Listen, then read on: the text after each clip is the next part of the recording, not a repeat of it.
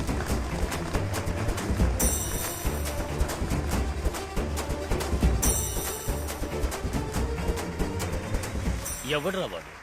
ఆ గ్రౌండ్లో ఈశ్వరమూర్తి కాళ్ళు పట్టుకుని ఏడ్చిన వాళ్ళని ఇంతవరకు చూశాన్రా. కానీ ఈశ్వరమూర్తిని వణికిపోయేలా చేసిన వాడిని మొదటిసారిగా చూశాన్రా. చాలా పట్టుదల గల వ్యక్తిరా వాడు. వాడు చిన్నప్పటి నుంచే ఎంత అయ్యా. పోలీస్ అవ్వడం అనేది వాడి కోరిక కంటే వాళ్ళ నాన్న కోరికే సార్. అందుకని చిన్నప్పటి నుంచి చాలా టాలెంట్ పెంచుకున్నాడు. స్కూల్లో ఎన్సీసీ స్కౌట్ అని ఏదో ఒక దానిలో ఉంటూనే ఉండేవాడు. వాడు అప్పుడే నేషనల్ లెవెల్ పెరేడ్ అంతా అటెండ్ అయ్యాడు. అందుకే పెరేడ్ గురించి ప్రతిదీ అతనికి తెలుసయ్యా. ఈశ్వరమూర్తి అనుకున్నంత తేలిగ్గా అతన్ని పోలీస్ పని నుంచి తీసేసి పంపిలేరయ్యా. వాడిని పిలిచి పోలీస్ ఉద్యోగం మానేస్తావా సస్తావని అడిగితే ఆనంద్ నవ్వి సస్తానంటాడయ్యా. ఎందుకంటే ఈ పోలీస్ పనిని అంత ఇష్టపడతాడయ్యా. చిన్న వయసులోనే చాలా బాధలు పడ్డాడు. ఆయన పోలీస్ ట్రైనింగ్ అంతా చేయలేరు, వయసైపోయింది. ఆయన మా కోసం ఇక్కడ చాలా కష్టాలు పడుతున్నారు. ఇక్కడ ఆయనకి చాలా సమస్యలు ఉన్నట్టు అనిపిస్తోంది. మీరు తనతో మాట్లాడి నాతో ఇంటికి పంపించేయండి. ఆయన మా తోడుగా ఉంటే చాలు. నేను పనిచేసి ఆయన్ని కాపాడతాను.